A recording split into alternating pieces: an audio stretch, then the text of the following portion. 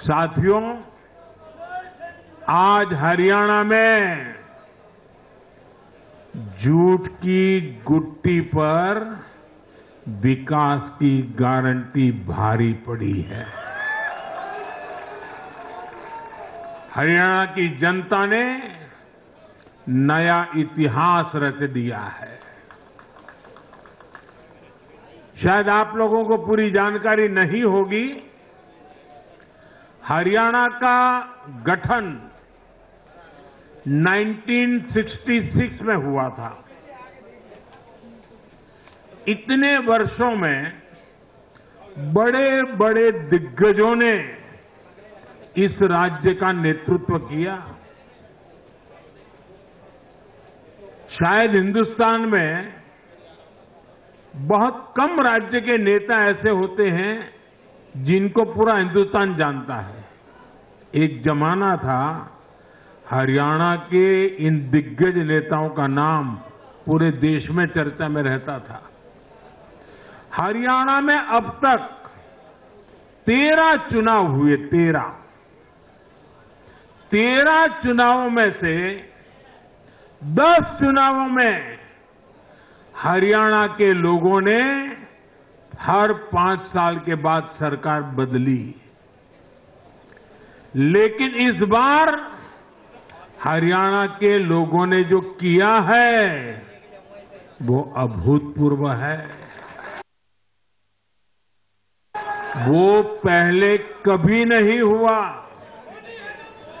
पहली बार ऐसा हुआ है जब 2 कार्यकाल, पूरे 5-5 साल के 2 कार्यकाल पूरा करने वाली किसी सरकार को हरियाणा में फिर से मौका मिला हो, ये भारतीय जनता पार्टी को तीसरी बार मौका मिला है।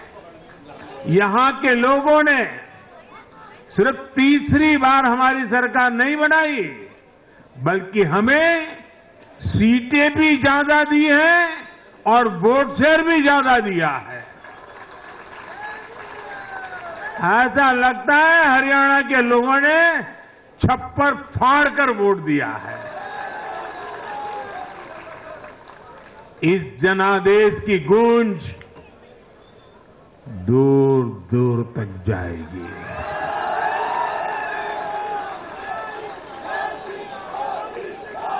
साथियों, भाजपा दुनिया का सिर्फ सबसे बड़ा दल ही नहीं है, भाजपा सबसे ज्यादा दिलों में भी बसी हुई है। हरियाणा में जनता ने विकास के मुद्दे पर भाजपा की हैट्रिक लगाई। भाजपा ने कांग्रेस के कुशासन से मुक्ति दिलाई, इसलिए गुजरात और मध्य प्रदेश की जनता 2 दशक से भी ज्यादा समय से वहां अपना आशीर्वाद बनाए हुए है। अरुणाचल प्रदेश और गोवा में तीसरी बार भाजपा ने सरकार बनाई है। यूपी और बिहार में कानून का राज स्थापित करने वाली भाजपा एनडीए की सरकार को लोग बार बार मौका दे रहे हैं। असम, त्रिपुरा और उत्तराखंड में लगातार 2 टर्म से भाजपा की सरकार है। जहां जहां भाजपा सरकार बनाती है, वहां की जनता लंबे समय तक भाजपा को समर्थन देती है। और दूसरी तरफ कांग्रेस की हालत कैसी है? पिछली बार कब कांग्रेस की किसी सरकार की वापसी हुई है? यानी जो सरकार में थे, कितने साल पहले वो दोबारा आए थे? करीब 13 साल पहले 2011 में असम में उनकी सरकार लौटी थी, बाकी एक भी नहीं लौटी।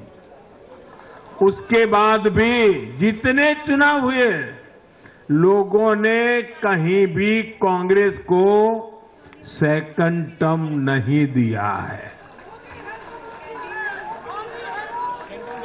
आपको जानकर के हैरानी हो जाएगी दोस्तों, देश में कितने ही राज्य हैं जहां कांग्रेस कभी 60 साल पहले वहां थी, कहीं पर 50 साल पहले थी, कहीं पर 40 साल पहले थी, 50-60 साल से वो सत्ता में आई ही नहीं है। एक बार लोगों ने निकाल दिया, कांग्रेस को घुसने नहीं दिया है। देश के ज्यादातर राज्य के लोगों ने कांग्रेस के लिए नो एंट्री का बोर्ड लगा दिया है। पहले कांग्रेस सोचती थी कि वो चाहे काम करे या न करे, लोग तो उसको वोट देंगे ही। लेकिन अब कांग्रेस की पोल खुल चुकी है, उसका डिब्बा गोल हो चुका है। साथियों, कांग्रेस सत्ता को अपना जन्मसिद्ध अधिकार मानती है। सरकार में ना रहने पर कांग्रेस की हालत जल बिन मछली जैसी हो जाती है। इसलिए वो सरकार में आने के बाद देश को, समाज को भी दांव पर लगाने से नहीं हिचकती। आज पूरा देश देख रहा है कि कैसे कांग्रेस हमारे समाज में जाति का जहर फैलाने पर उतर आई है। जो लोग चांदी नहीं, सोने का चम्मच मुंह में लेकर पैदा हुए, जो लोग पीढ़ी दर पीढ़ी 5 स्टार लाइफ जीते आ रहे हैं, वो गरीब को जाति के नाम पर लड़वाना चाहते हैं। हमारे दलित, पिछड़े, आदिवासी समाज को भूलना नहीं है। ये कांग्रेस है जिसने दलितों, पिछड़ों पर सबसे ज्यादा अत्याचार किया है। ये कांग्रेस है जिसने उन्हें इतने दशकों तक रोटी, पानी, मकान से वंचित रखा।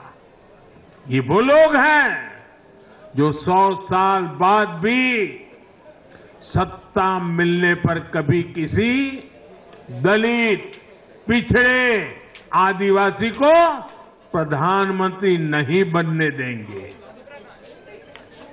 सच्चाई ये है कि कांग्रेस का परिवार दलितों, पिछड़ों, आदिवासियों, इनसे नफरत करता है, उनसे चिढ़ता है। इसलिए आज जब दलित, पिछड़े, आदिवासी शीर्ष स्थान पर जा रहे हैं, तो इनके पेट में चूहे दौड़ने लग जाते हैं। हरियाणा भी इन्होंने दलितों को, ओबीसी को भागीदारी देने से साफ इनकार कर दिया था। उन्होंने दलितों और पिछड़ों को भी अपमानित किया।